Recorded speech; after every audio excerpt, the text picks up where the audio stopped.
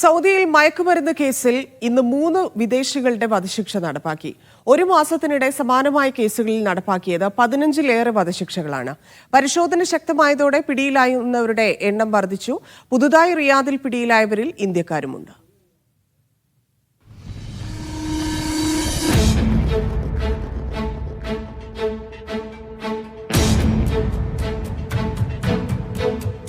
കനത്ത പരിശോധനയാണ് മയക്കുമരുന്ന് പിടികൂടാൻ സൗദിയിലുള്ളത്.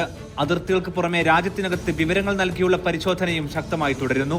മയക്കുമരുന്ന് കേസിൽ ഇന്നലെയും ഇന്നുമായി 3 ശിക്ഷകൾ നടപ്പാക്കി. തബൂക്കിൽ 2 ഈജിപ്ഷ്യരുടെയും റിയാദിൽ അഫ്ഗാൻ പൗരനുമാണ് വധശിക്ഷ നൽകിയത്.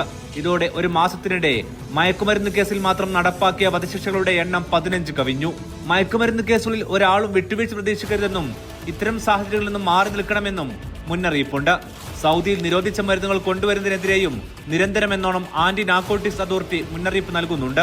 റിയാദിൽ ഒരു മാസത്തിനിടെ പിടിയിലായവരിൽ ഇന്ത്യക്കാരും ഉൾപ്പെടുന്നു. മലയാളികളിൽ ചിലർ കഴിഞ്ഞ ആഴ്ച പിടിയിലായതായും വിവരമുണ്ട്.